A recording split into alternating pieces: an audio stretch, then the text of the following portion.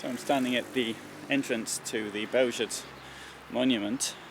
It's been here now for 9 years. It was opened on the 6th of June 2004 and I came down from Warsaw on that day to see it, and I was here many times before.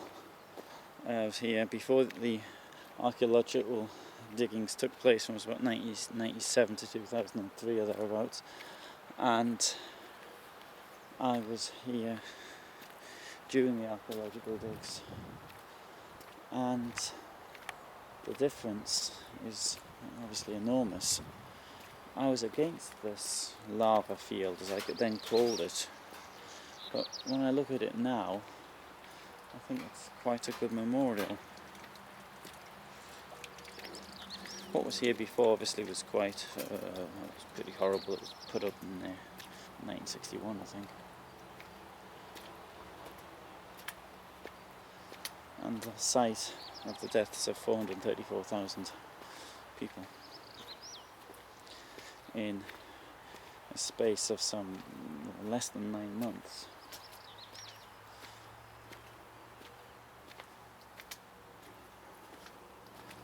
And the idea of walking down here is that of entering into a tunnel.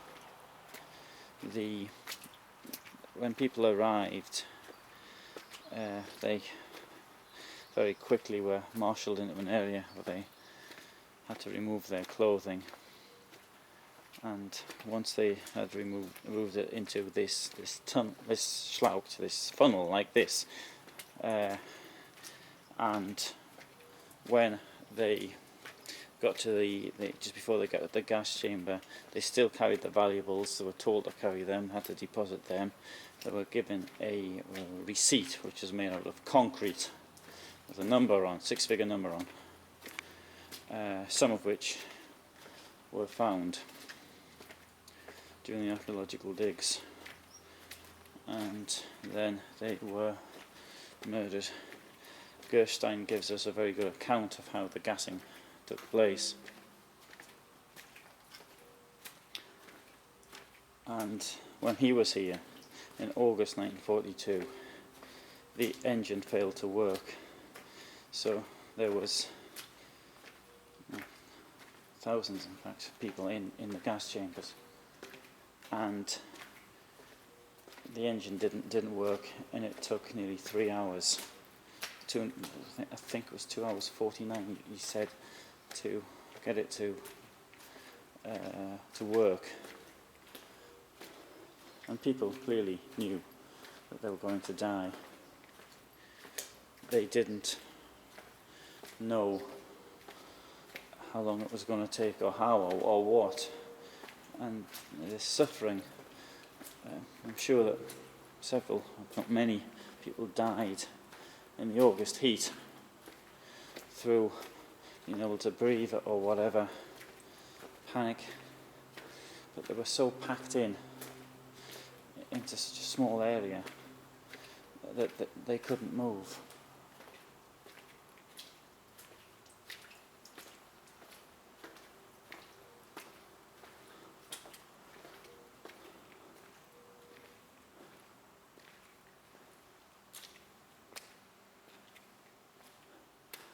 And as is quite common in Poland, they put the first names of people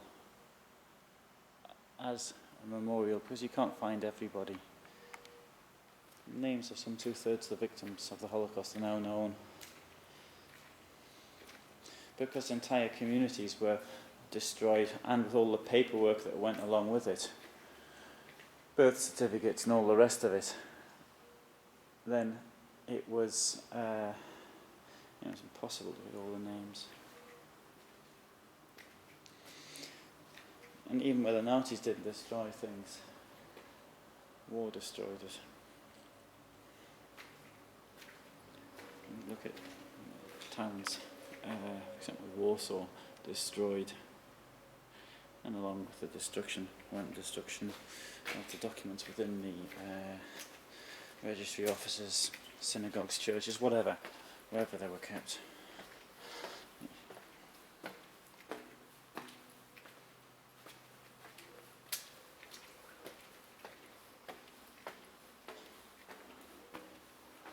This was the second camp here in Bełżec. The first camp was a slave labour camp.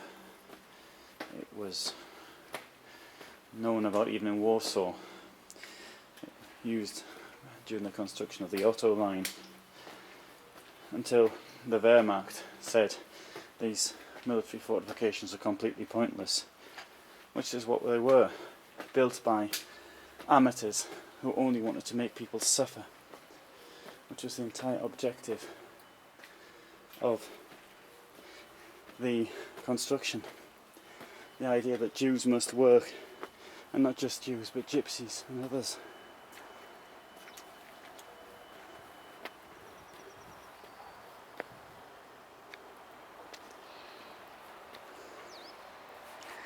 The layout of the land here is different. I don't think in the building of the memorial they changed the layout much. It's much as I recall it. Down there, the layout changed in the 60s because a road was going to be built down there. But other than that, it's very much the same, and with this sharp incline at the back of the camp. But the sharp incline we see now, that was inside the camp. The wire was at the bottom.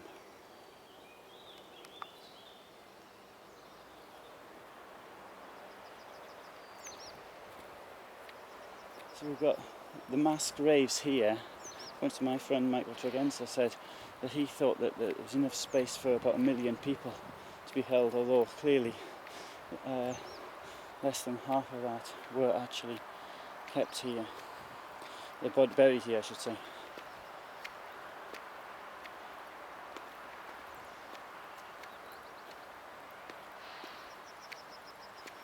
These are places abroad, not in Poland, from where victims were brought. Prague, Poprad, Slovakia, Pilsen, Czech Republic.